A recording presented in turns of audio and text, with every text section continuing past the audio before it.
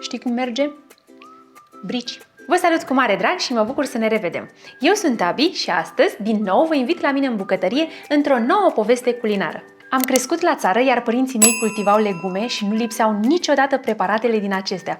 Așa că astăzi vreau să vă arăt o rețetă tare ușoară și rapid de făcut din roșii. Astăzi vă propun un preparat care a devenit tare îndrăgit în bucătăria mea și anume supa cremă de roșii coapte la cuptor cu un gust wow! Haideți să pornim la treabă să vedeți cât de ușor se face această supă.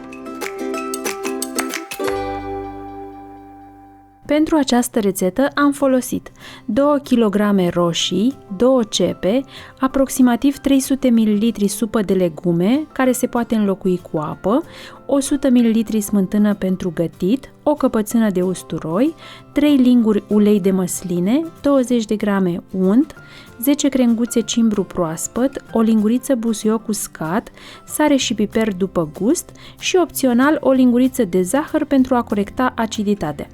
Pentru servit am folosit crutoane din pâine asezonate cu sare, piper și ulei de măsline. Mai întâi pregătim cuptorul pe care îl încingem la 220 de grade Celsius la programul cu căldură sus-jos.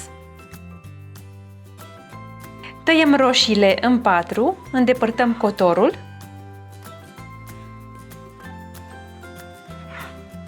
și le punem în tavă.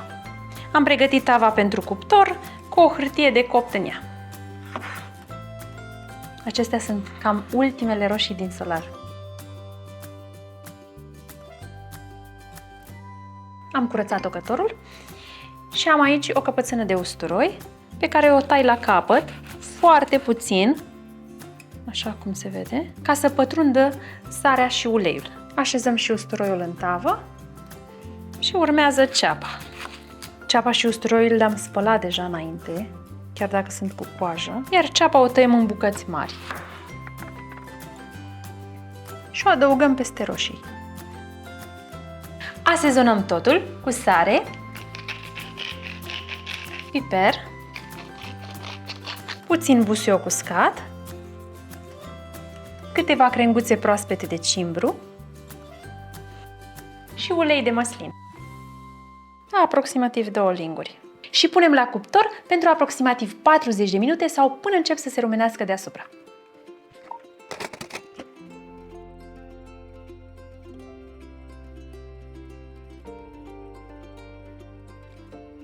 Între timp curățăm cealaltă ceapă și o tocăm.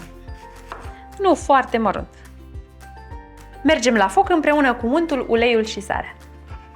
Într-o oală adăugăm untul, aproximativ o lingură de ulei, lăsăm untul să se topească, după care adăugăm ceapa.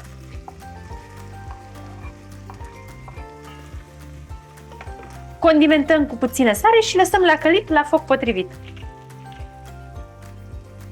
Când ceapa este călită, adăugăm roșiile din cuptor.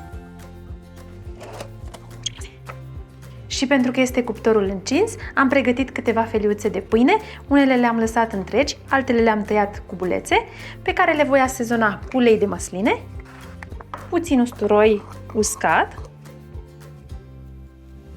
și puțină sare și piper. Și le punem la 180 de grade Celsius până se rumenesc puțin. 5-10 minute. Îndepărtăm cimbrul și punem roșiile cu grijă, împreună cu ceapa, în oală, împreună cu toată zeama ce și-au lăsat-o. Și usturoiul apăsăm cu grijă, este un pic în fierbinte, ca să iasă tot. Și tot sucul lăsat. Iar cu blenderul vertical mixăm totul foarte bine.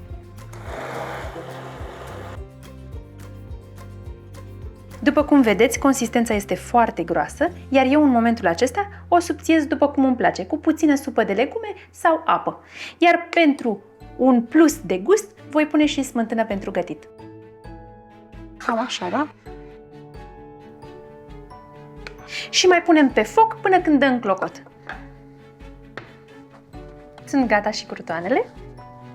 Este gata și supa. În momentul acesta o putem servi așa, împreună cu crutoane, sau o putem trece prin sită. Mie îmi place să fie un preparat fin, așa că o voi trece prin sită.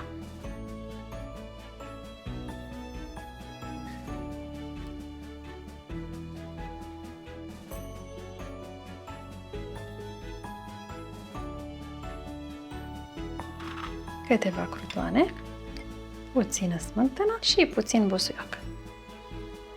Miroase extraordinar de bine. Yummy! Este atât de gustoasă. Știi cum merge? Brici.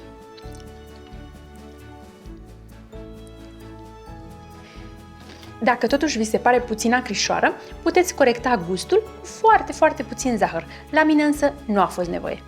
Roșiile au fost foarte bine coapte și foarte gustoase. De aceea a ieșit o supă foarte potrivită la gust și foarte gustoasă. Eu o termin pe toată! Dragii mei, eu zic că se merită să vă faceți puțin timp să încercați această supă. Vă garantez că aroma ei vă va cuceri și totodată vă va încălzi în zilele reci. Dacă v-a plăcut rețeta noastră de astăzi și ne-ați urmărit până la sfârșit, dați un like, iar noi vă mulțumim. Verificați să aveți clopoțelul pentru notificare activat, apoi distribuiți acest video prietenilor voștri. De asemenea, vă mulțumim foarte mult pentru comentariile voastre și pentru susținere. Până data viitoare, nu uitați, supa cremă de roșii are alt gust atunci când o pregătești cu plăcere. La revedere!